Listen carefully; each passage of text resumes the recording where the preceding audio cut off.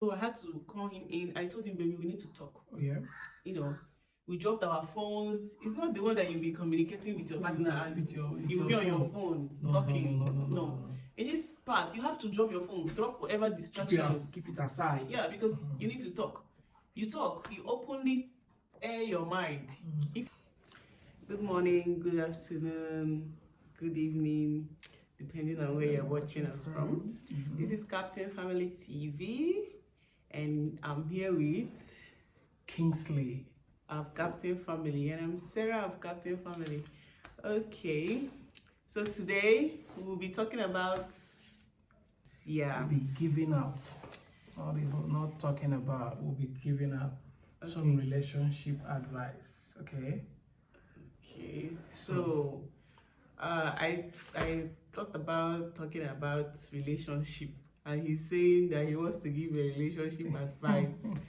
Okay. Yes, now. So today we want to talk about how to rebuild trust after, After what? After a disagreement. So we're going to be talking about how to rebuild a relationship after a disagreement. How to rebuild your trust.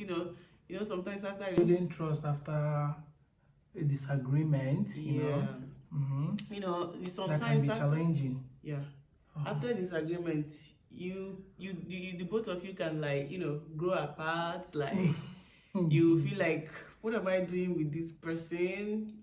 So I want to talk about how you can rebuild your trust after a disagreement. Yes, and it comes with being patient. Understand? So it's not something that you can just how do I even put it? You have to put effort.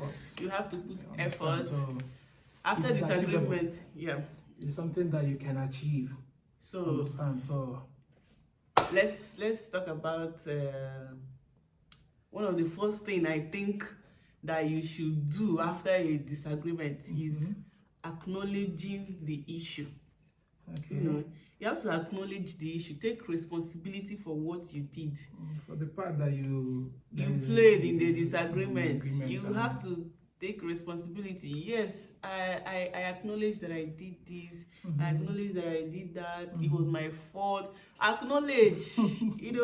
Acknowledge that. Yes. Don't try to shift the blame. What about if you try to avoid shifting blame? I think that's where it will work, because to shift blame, that means it will not work. Yes. Understand? You avoid to shift so that you can stop shifting blames. For example, I see how my actions hurt you, and I'm so sorry. I'm sorry for that. Don't say but you are the one that did this. Or you said I'm sorry. I'm sorry. No, it doesn't. You have to acknowledge it and make sure that the sorry is from your heart, not just telling the person I'm sorry. You will not even say I'm sorry. You will say sorry. What is sorry? Now let's talk about apologizing sincerely. Understand? If you are wrong, I think you should learn how to apologize. Okay. Offer a genuine apology without excuse.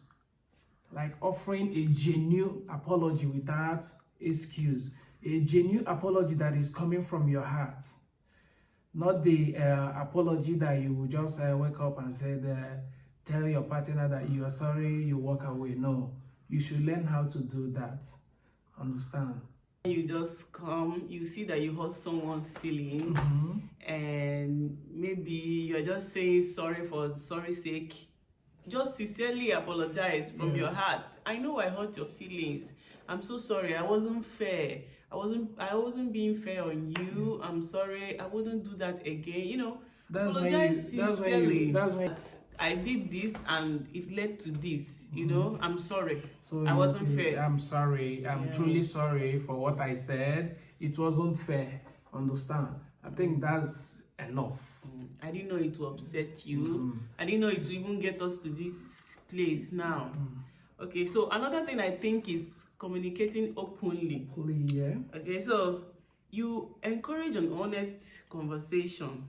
You know, like the other day, I had to, call my husband in for a communication because I think there was something that was lacking. So I had to call him in. I told him, baby, we need to talk. Oh, yeah. We dropped our phones. It's not the one that you'll be communicating with your partner and you'll be on your phone talking. No. In this part, you have to drop your phones, drop whatever distractions. Keep it aside. Yeah, because you need to talk. You talk, you openly air your mind. If it's apology Ask that you want to do, ask questions to understand your partner's perspective. Yeah. So that is it. So you ask questions. Ask them, what's this problem that led to this? Secondly, you have to avoid being defensive. You listen. You listen when your partner talks. Yeah. It's not sometimes I used to tell my husband, you are overly defensive. Like when someone throws a question at you, instead of you to calmly answer, you start defending yourself. But you don't have to defend yourself. You have to explain first before you try to defend yourself. Sometimes that's meant for you. We try to defend ourselves. Most especially when we know that we are wrong. Understand? We always try to defend ourselves, but you don't have to be doing it all the time. Talking about commit to change. Yeah, committing to change. Understand? You have to want to change. You don't just do something, you say, I'm sorry, and you move on. You have to commit to change. You have to change. Okay, I understand now. You have to change. Yeah, you have to change from what you did that led to the problem. Okay, assuming that you, let me say you cheated. Cheating doesn't count. Let me tell you what he's trying to say. No, wait, hold on. He's trying to say it can be flirting, like you must not like sleep with someone to call it a cheating. So you can flirt with a woman, yeah. Understand? It's something that you have to put a stop to. Yeah. If such, okay, let's put this scenario now, like is flirting that caused a misunderstanding or a disagreement in your relationship. What you have to do is not just saying, oh baby, I'm sorry, I'll not do it again. I wasn't even the person that was chatting her up. She was steadily on my DM. No, that is a red sign. You don't have to go that way. What you have to do is, in front of your partner there, delete, block. You have to be specific of about what. And if truly that you changed or you want to change, like you do not like this disagreement in this marriage, in this relationship, and you truly want to change, what you have to do is give your partner access to your phone. Giving your partner access to your phone, sometimes how will I say it? It's not a must that your partner must have access to your phone. It's not a must. Understand? Because sometimes you have to. Some people password their phone because of things happening around them. Okay. Understand? So forget about. Let's not talk about giving access to another scenario. Another scenario now, but I have access to your phone, don't I? Yes, you have access to my phone, but not everyone. Will like but that. It's commendable so that you can cope some things. It's commendable when you know that your partner has easy access to your phone. There are some things you won't do. Things like what? Like the flirting that might lead to the disagreement.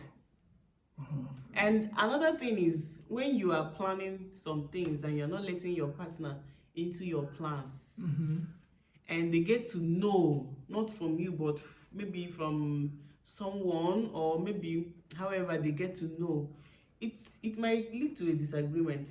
What you have to do is let your partner in whatever you are doing.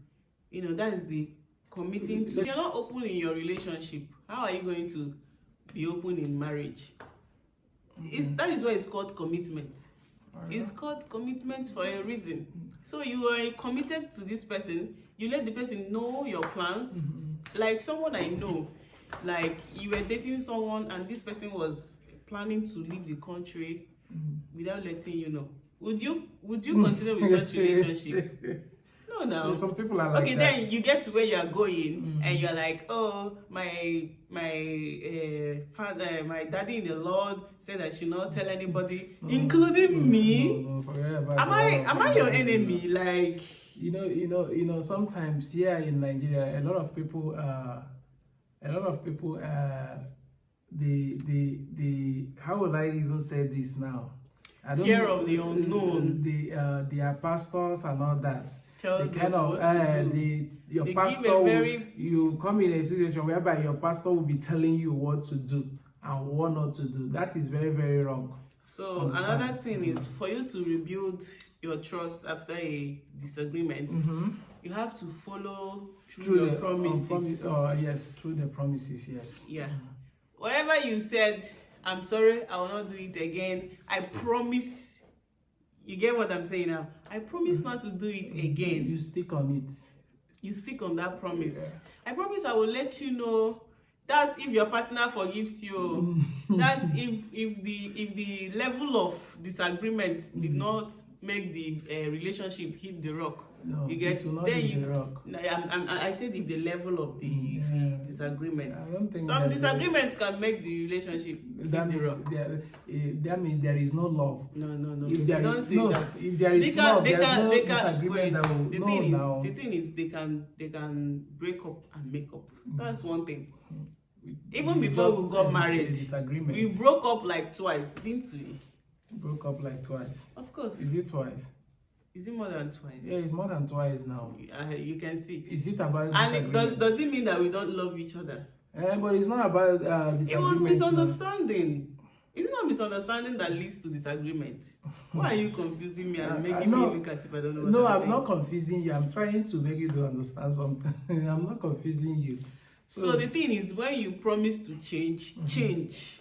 If you say, I will change, I promise not to do this again, make sure you are sticking to your promise and not doing what led to the disagreement again. Not after being, apologetic and your partner forgives. Tomorrow you go back. You go back and still do the same. You go back and repeat what led to the disagreement. There are some people like that. Yeah. There are some people that will never change. So they prefer to always apologize. Yeah, when you find yourself in that situation, I think the best thing for you is to. So another thing is to practice patience. Understand that rebuilding trust takes time. If you broke my trust, you can't just expect me to stand up tomorrow and start famsing you and being all lovey-dovey with you. No, it takes time. You have to give the person time. Depending on the level of disagreement. Depending on the level of disagreement, you give the person time. And you should avoid pressuring the person. Yeah. Understand? So you should be talking to yourself, though. Talking to myself, how? Yes, because you like to pressure someone to, just stick back to what you were before I hurt you. Okay, I am talking to myself. Yeah, talk to yourself. I am talking to myself. Yeah, don't pressure the person. So I will not pressure you again. Give the person some time. Oh my God. Give the person some time. Will you still be supportive? Yes, now if you are giving this person time, will you still be supportive? No, it doesn't mean that we will not be boyfriend and girlfriend or husband and wife. We will still be what we will be, but that energy, that vibe. That vibe. It will be down for some time until you for come on. It might not be like for like how long? It may not be like rebuilding trust, Maybe you hurt me with what you said, and you just want me to wake up the next morning and start laughing with you. I won't. So that's what I'm saying. My husband will just maybe we have a disagreement in the afternoon. He wants to start laughing with you at night. That has been my life. Yeah, understand? Because I really don't take things to heart. So next thing you will say, you're still carrying your face up. Well, there are some people like that, but me, I don't take things to heart. Take your time, carry your face up, give them silent treatment until you are back to yourself. Then you can vibe. Don't do so that. What I'm saying is, Don't do that. You exercise patience when you hurt someone. So another thing is to show empathy. Oh yeah. Validate your emotions and you know, even if it's uncomfortable for you. Yeah, it leads to what we just said. Like, you validate that person's feelings. You have the right to, you know, be moody for the rest of the day because I said what you don't like, because you saw what you are not supposed to see. I did what I was not supposed to do. You validate the person's feeling. You don't just, so because of this small thing, you have been doing this. Because of this small thing that I said, you are carrying your face up. I said I'm sorry now. I haven't said I'm sorry. You know, Nigerian girls are like that. Not Nigerian girls. Nigerian girls. No. Have you dated someone that is not in Nigeria? Why are you saying Nigerian girls? I know now. The Nigerian girls are like that. It might be the girls in the whole world. No, not the girls in the whole. When you see that this person is being too moody and silent on you, you don't pressurize the person to just let go. You see that you hurt them, you know, give them time to get out of their feelings, you know. So that is it. Then strengthen your connection. When this person gets back to his or herself, make sure you strengthen your connection by spending quality time with the person together, like spending quality time together. Spending quality time. You engage in activities that reminds you both of why you value each other. You know, engage in activities that will make you remember, I love this person so much, you know, because of this, I cannot just let go of my relationship. Because of something that happened. And it can only happen if you are seeing changes, you know. Changes, like we pointed out, you have to change to your commitment. Like, yes, now you have to do that. If the person is keeping up with all they promised to do to make the relationship work, you forgive, then you rebuild your trust, you spend time with each other. When there is love, though, they will keep up to it. But I think so. When there is love, they will do everything possible. Then you have to forget about everything, the negative things that happen, and you focus on the positive things. Ones. Tried all this and it's not working. Maybe you need to seek therapy. You need to seek therapy. If the disagreement cost you, if it really broke your heart, like it caused a significant damage, you need to consider couple therapy.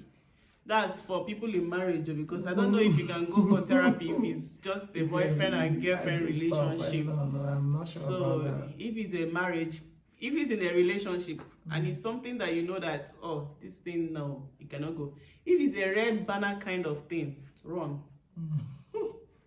Yes, I'm telling you now, you have to run.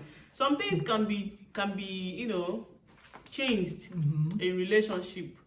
That you can just walk away from a relationship. But in marriage, it's hard. You cannot do that. You cannot just walk away in marriage because you have committed a lot. So you cannot just leave your marriage like the way you can leave relationship. And some people are still strong like that during relationship. They cannot just leave their relationship like that. No matter what the partner did to them. Yes, they will keep forgiving. Then when they get to marriage, they can no longer endure because whatever your partner was doing during courtship, it will triple in marriage. You get? 100%. So you don't have to keep forgiving. When it's relationship, sometimes you just have to let go because you've seen it's not going to work. Especially if this person keeps asking for forgiveness and you keep forgiving and they keep going back to what they did. Just leave the relationship. Someone better will come. But you have to forgive and move forward. Understand? Forgiving and moving forward can be leaving the relationship. Yes, now. So that you don't end up. How do they say this? It's better you live in a relationship rather than how do they say that? living in a marriage or something. I really don't know how they put that. So he's trying to say that a broken relationship is better than a broken marriage. It's better than a broken marriage. That's so when it's still fresh, you move on. And when it's a marriage kind of problem, you have to like forgive and move forward, like you said. Forgive and move forward. Don't hold resentment. If you know you're going to be holding resentment, it's better you quit. Yes, now because when you resent your partner, that you yourself that is doing the resentment, you will never have happiness, and your partner will never have happiness. So what's the essence of? There is, I think there is one of my friends that got involved in this kind of stuff, but I see that it's not going to work. I will tell you, my brother, my sister, I don't see this thing working. So I think the best thing for you to do is you might forgive. You might forgive and never forget. Yes, that's one. As long as it's marriage. Yeah. As long as it's marriage. Yeah, you might forgive, but you when you forgive, you just choose peace. You choose to heal. You get? That's why you forgive, because holding on resentment. You know what it means to resent someone. There is never anything they will do that you will feel good about. You know, there is this video I was watching on Facebook the last time. It was a girl. So the girl was like, they asked the girl if your boyfriend finds out that you cheat. Like if he finds out that you cheat, he knows that you cheated on him. Will she still go back to the boyfriend? The girl said no. That she will never go back. Even if the guy forgives her and asks her to come back, that she will never go back. So the guy was like, why? He said that she knows that the guy will keep on tormenting, reminding of that. Yeah. So which is, I saw that as one of the best, because they will keep reminding you of that. He might have forgiven, but he will never forget. Yes. So, but do you know that you can torment someone with not forgetting something? Like you keep on reminding them, oh, you did this. You are killing the person. If the person actually changed and you keep on reminding them of what they did, it will continue to kill them, and they will feel unsafe with you because you told them that you are forgiving them. So why can't you just? It's not like you forgot, but stop talking about it. You know, you don't have to torment this person. You know, when it comes to cheating, it's very, very, very, very, very hard to forget. Especially men. Yes, especially men. Yeah. It's very, very hard. These men, they will do anything to a woman. They will cheat with anything on skirt. But once is a woman, they hardly forgive their woman for cheating. Yes, now. They hardly forgive their women. But women forgive men. It has been like that. Some women can forgive you for countless cheating. They will forgive you. It has been like that since our forefathers. So we didn't start it. See, if cheating is your deal breaker, you know what to do. Some women will never have peace if their man cheats. So if it's your deal breaker, if they cheat on you, you leave. But if it's not your deal breaker, if it's something that you can condone, don't leave. If they cheat on you and ask you for forgiveness, forgive them and move on. Forgive and forget and move on. Why are we not on the same page? No, they should not. Are you a cheat? No, I'm not a cheat. So why are you telling them? No, they should not leave, because they should. I think they should find a way to talk to their husband to at least. And if the person stop. If the person is not stopping. If the person is not stopping, man, I think if you can deal with it, fine. If you cannot deal with it, hit the door. That is it. Okay, guys. I think we'll be ending this talk for today. We'll be seeing you on the next one. Yeah. Whatever it may be, I hope you guys will enjoy this video. And please don't forget to give us a thumbs up. And please let us know what you feel about this video in the comment section. Okay? Yeah, tell us what you feel about rebuilding trust after a disagreement. Okay? Put that in the comment section so that we will know where to be channeling our energy next time. Yeah. Thank you and bye.